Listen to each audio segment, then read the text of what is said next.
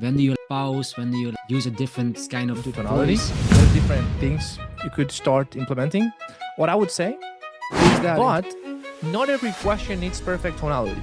I would say the most important questions to really dial in tonality is when you're asking a question, it's okay to have upward inflecting tonality. But this and this. Now, how are we going to do that? We have 3 steps. Number 1, If you like the pitch and you ask like, it's what you were looking for, like, do you go up or down with it, with the question? what I found myself in most cases is that No, it's about tonality. For example, when you ask something, when do you pause, when do you use a different kind of voice? Just like looking for to pause a little bit more to have more impact, like emotionally, right? yeah, Yeah, maybe some tips and tricks for that, maybe. Yeah. I do have a training on tonality in the program. It's just like 2 lessons. They're split. There's a lot of insights there in terms of like where tonality comes from and how to really, really lean into tonality. So there's different things you could start implementing. What I would say is that in terms of tonality, when it comes to the questions you ask, yes, tonality helps you increase the quality of the answer you're going to get. But not every question needs perfect tonality. I would say the most important questions to really dial in tonality is North Star. Then when you're doing future pleasure, when you're just getting them to imagine and envision the perfect life and everything, and then consequence. Those 3, because it's not the same. Look, like North Star question. Okay, what's the main reason you're on this call today? What are you looking for? Option B. Okay, what would you say is the main reason that we're speaking today? What are you really looking for? That's gonna create a different answer because it's like more, when you pause, what would you say is the main reason that we're speaking today? What's the main goal for you? What's the bigger purpose? Just for me to understand. Totally different. Because when you pause, you give weight to the things that you're gonna say. The same with the consequence. It's like, what happens if nothing changes and for the next 3 months, nothing changes? You are still working the restaurant. Okay. But if you go, man, what happens if nothing changes and you don't do anything about your situation? And 6 months pass by, you're still working in the restaurant. What happens then? It's just like, you see a little bit, you're playing with the pausing and whatnot. Yeah. The same with the pleasure question. It's like, as for the goals, how much money do you want to make as a first milestone? 5K per month, or I don't know, 5K now. It's like 20K per month with my store. Okay, is that revenue or profit? Okay, cool. Let's imagine that you found a way, or we help you get there. Okay, now you're making 20K per month every single month in profit from your store. Okay, and you would see, I always like to say, and you would see every month like 20K in your bank account, 2019. I was painting a picture I'm painting a picture in their mind. You're seeing that money coming in every single month. I mean, what would that kind of money do for you? You see, it's like, I'm pausing. I mean, what would that kind of money do for you? Now they're thinking because you're giving the weight. But if I go, if you were making $20,000 per month every single month, what would that kind of money do for you? It's horrible. You're right. It's very robotic. Yeah. One thing that you can implement, those 3 areas, just slowing it down a little bit. Another thing that is really helpful is being aware of upward inflecting tonality and downward inflecting tonality. This is in the training. So upward inflecting tonality casts uncertainty, puts a feeling of uncertainty. And that's why questions always end in upward inflecting tonality. That's the nature of questions. Like, how long have you been working in the restaurant? Is upward inflecting. Because I don't know. I'm uncertain. That's the nature of a question, right? And when you're asking a question, it's okay to have upward inflecting tonality. But when you're saying statements where you're speaking truth, you have to do downward inflecting tonality, right?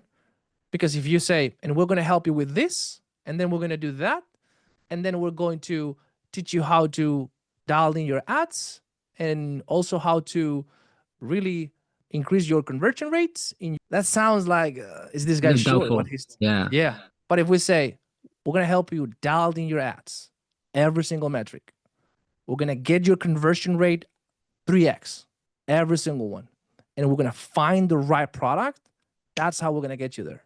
Certainty. There's like downward inflecting. We're gonna do this. We're gonna do this, and then we're gonna do that, right?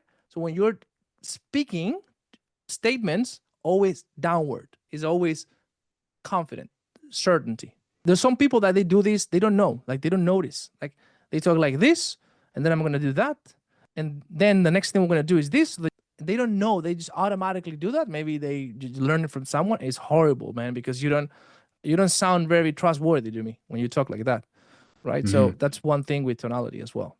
So in a pitch, you like do it like more like not like the doubtful way, but more like the deeper way, the down way, right? Yeah. Exactly. It's like because like when you do upward inflecting, it's like you're trying to find the words in your mind because you're unsure, right? That's what we receive. But when you're clear, you don't have to find anything. It's already clear. It's like boom. The first thing we're gonna do, first thing I want you to do, 6 months, 100K per month. Did you write it down? That's what we're going to do in this program. Our goal in this program is in 6 months. No, it's in 6 months, this and this. Now, how are we going to do that? We have 3 steps. Number 1, winning product. It's 3 steps. Number 1 is winning product. It's not that. It's downward. It's number 1 is a winning product. Number 2 is a winning supplier. Number 3, I don't know your offer, but blah blah. Yeah. You see? Yeah. And then Okay. number 1, a winning product. The goal here, brother, is to find a product that's already selling, not trying to sell the products that you like. That's why everybody got. Are you with me? So we'll teach you our strategy so that you can find a product that's already in demand. You see that the energy, as opposed to the goal here is to find a product that's already selling, and with that, we're gonna teach you our strategies to be able to achieve that, and that way you're gonna have a winning product. It's like, are you sure what you're saying? It just doesn't sound too sure to me. Yeah. And if you do like the pitch and you ask them like if this is what you were looking for, like do you go up or down with it with the question? Yeah, with a question, always up because it's the nature of a question, right? So a question always go upward because it's a question. But statements always like boom, like when it's truth, like this is what we're gonna do, brother. This is how we do it. This is what you get. This is what boom, right? Always downward. When you ask temperature check question is a question, so you have to ask, do you feel that this is what you need to be able to get to your goals, right? Because it's a question. It's normal. It's a question. It's fine, right? But statements, when you're saying statements like this and that, Must be confident, right? Yeah. Yeah. Yeah. Okay. Awesome.